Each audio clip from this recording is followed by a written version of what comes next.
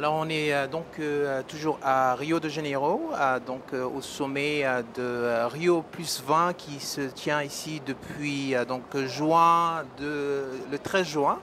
Et ce sommet qui est en train de prendre fin progressivement aujourd'hui, la dernière session en plénière, où les chefs d'État et représentants de gouvernement viendront faire le point sur ce qui a été décidé à Rio de Janeiro. On a parlé tantôt de la participation des pays africains qui sont venus nombreux et plus particulièrement du Tchad qui a été à l'honneur hier avec un séminaire et un side event sur la problématique du lac Tchad et la nécessité de le sauvegarder. On a eu au cours de cette importante réunion l'allocution du chef de l'État, son Excellence M. Idriss Déby Itno, mais également son homologue du Niger et du Nigeria qui était présent, et M. Jean Ping de l'Union africaine également était présent dans la salle.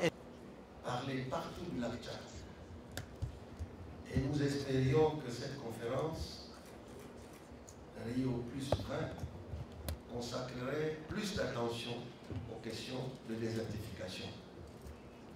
Apparemment, la Convention de Rio, d'abord la Convention de Rio qui concerne 3 objectifs essentiels: la biodiversité, on en a parlé amplement, surtout en ce qui concerne les forêts du Congo, les questions de changement climatique, on en parle depuis Copenhague, partout, mais aussi la désertification, 3.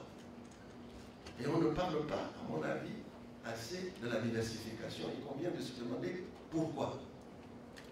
Pourquoi Rio plus 20, qui a 3 conventions, ne s'intéresse beaucoup plus qu'à 2. Et je pense que ceci est quelque chose de très important. Nous devons attirer l'attention de la communauté internationale sur le fait que on parle de changement climatique parce que ça menace tout le monde. On parle de biodiversité parce que vous avez de biodiversité et des forêts parce que vous avez besoin qu'on absorbe vos gaz d'effet de serre. On ne parle pas de la désertification qui est un phénomène essentiel. Et à l'intérieur de la désertification, nous avons le problème crucial du lac Tchad. Le lac Tchad, les chefs d'État, tout le monde l'a souligné, je ne vais pas répéter l'importance du lac Tchad. C'est quand même 300 millions d'habitants qui vivent là.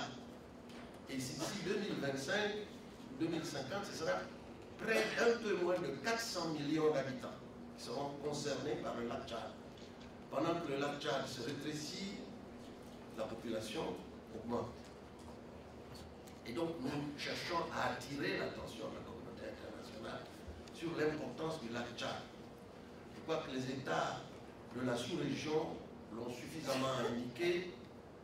Ils ont pris des actions, ils ont pris des mesures appropriées, mais on ne pourra pas mettre en œuvre ces mesures uniquement en comptant sur la communauté des bassins du lac Tchad.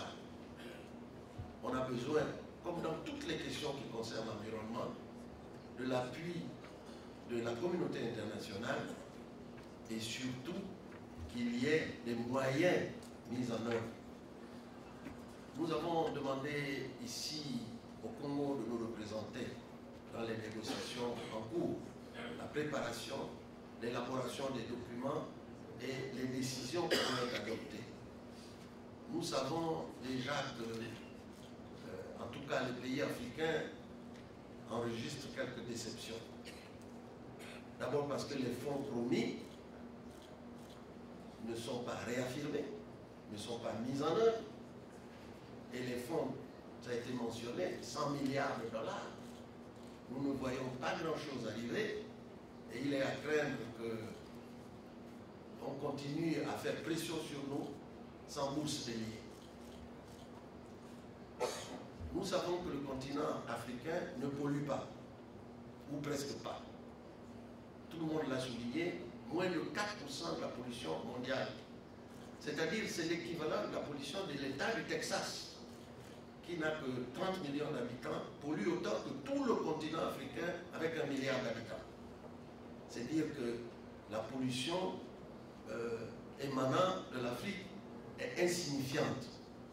En revanche, c'est nous qui subissons toutes les conséquences des pollutions des autres, parce que le continent africain est vulnérable.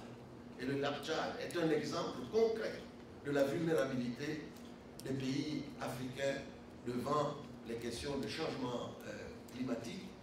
Nous l'enregistrons en termes de sécheresse, les conséquences des changements climatiques, en termes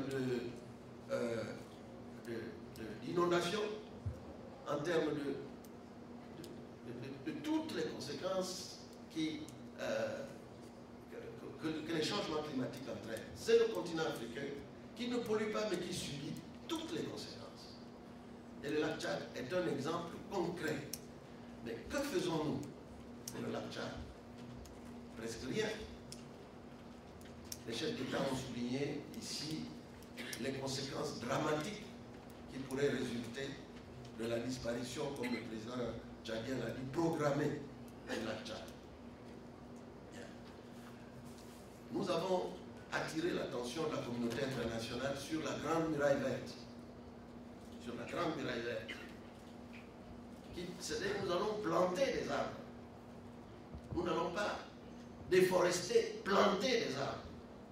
Qu'est-ce qu'il y a de plus concret en matière de préservation de l'environnement, de la biodiversité, si nous voulons planter des arbres? Et cette muraille verte part du Sénégal à Djibouti, tout le long du désert, sur, je crois, 15 km. Et nous sommes prêts à planter des arbres. Le Tchad a commencé dans sa zone à planter des arbres. Jean-Pierre, je peux vous interrompre. On me fait savoir qu'on a très peu de minutes et qu'on va devoir conclure très vite. Je vous demande si vous voulez bien abréger votre message parce que j'ai trois autres messages, plus le président du Nigeria. Et on me dit que les micros seraient coupés très vite. Donc, merci d'abréger votre message. J'espère que le vôtre aussi sera abrégé. Alors, bon, je m'arrête là. Je dis simplement que nous avons besoin, pour faire ça, le fonds, il n'y en a pas. Nous avons besoin de transfert de technologie et on nous demande de les payer. Et si nous avons ça, nous sommes prêts à remplir nos obligations partout. Et j'allais parler de la sécheresse et de la famine, parce que nous avons soulevé cette question à la fois au G8 et au G20, les problèmes de la famine, qui menacent le Sahel. Merci. Je m'arrête là. Merci beaucoup, Jean-Pierre.